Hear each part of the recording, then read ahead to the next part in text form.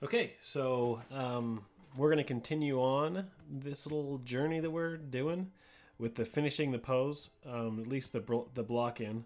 Um, there's a couple things that as I'm scrolling around this, I'm trying to find parts where it breaks, like what's not working, what's kind of breaking it apart, and trying to get like the angle that I'm going to render it at, so it's just going to be more like this, which is actually fairly close to um, the concept, right? It's got all the features we want. Things are getting a little bit squished in here, so I might kind of twist this torso out just a little bit, just to open up more space. But all the details where I want it to be, pretty much. This arm is probably the biggest offender right now. So what I'm going to do is push it back, because right now it's forward. I'm going to push it back and then bring it up and down so it rests a little bit better. But other than that, most of everything looks. I'm happy with where it is, where it's at. So let's go ahead and just continue on, making sure all the poly paint's off. I'm going to switch because I don't want that on. And now I can just bring that into Transpose Master again. So the first thing that I'm going to be doing, I just thought that it'd be better if I explained, because we've kind of gone over what I was doing with Transpose Master and how to best work it. And so instead of slowly watching me refine this pose, just figured it would be better to kind of talk over what I was doing. So mainly the key aspects that I'm looking to do right now is first I'm masking off all the joints where I need to move them, and I'm just trying to refine that pose a little bit more, get the arms looking not so twisted and spaghetti like, but actually look like they're joints.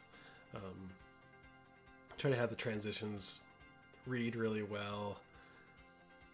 It's just these little things to help get some subtle curves into the arms, staying away from straights and parallels,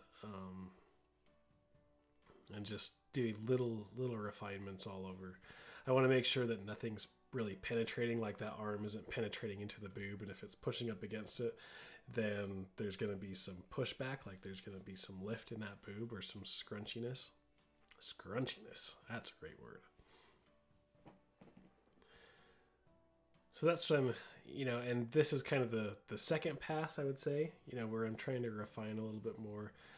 The real refinement probably happens in the last stage, but this gets us in, I actually end up using a different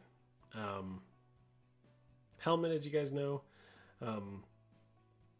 And, the facial expression will change quite a bit, but we're not even to the facial expressions yet.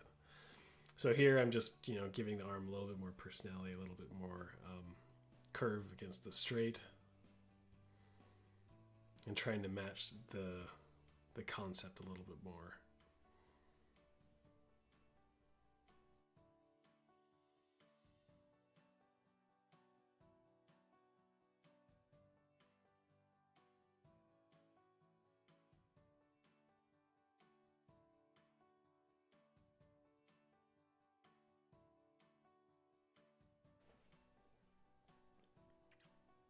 Now you see me masking around the forearms like that. That's actually where the twist would be in the forearm.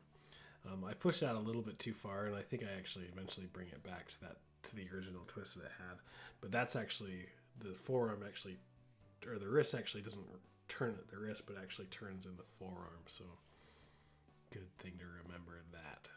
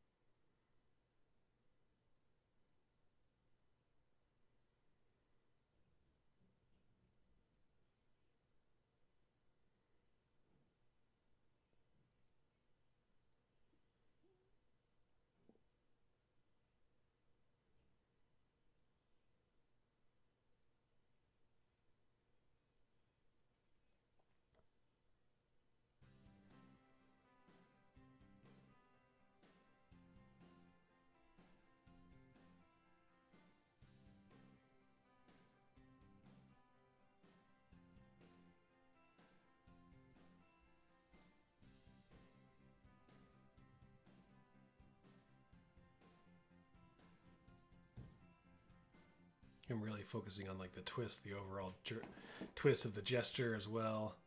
So you see me kind of playing around with that.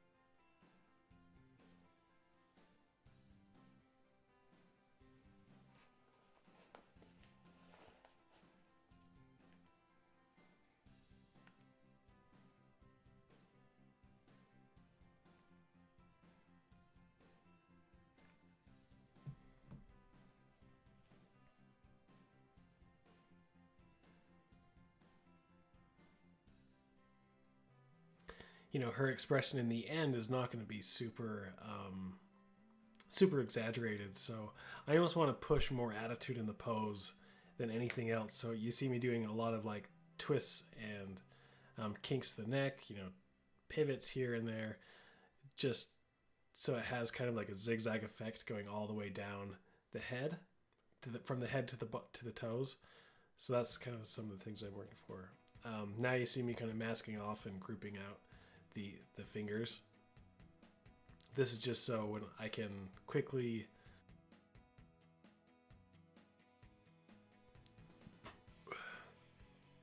mask them and then kind of position them the way I want. When I'm working with the thumb, especially that first joint, it's a really soft mask, and try to find that. Everything has its gesture. The hands, the feet, the legs, the full body has a gesture in itself, but you want to try to find these gestures fairly simply in the lowest form.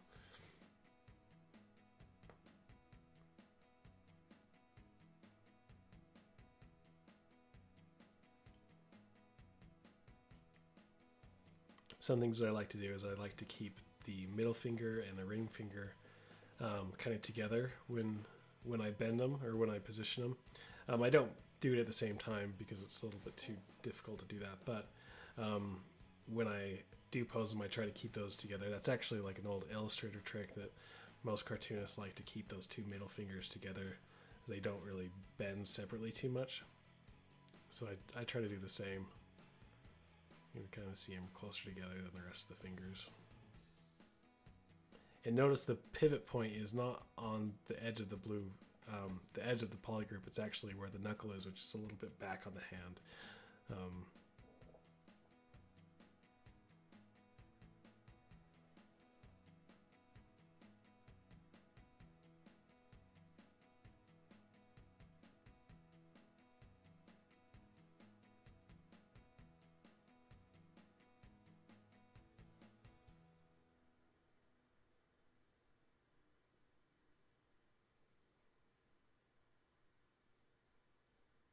I think I come out for a second and then I save it and I come back in and I'll do the other hand.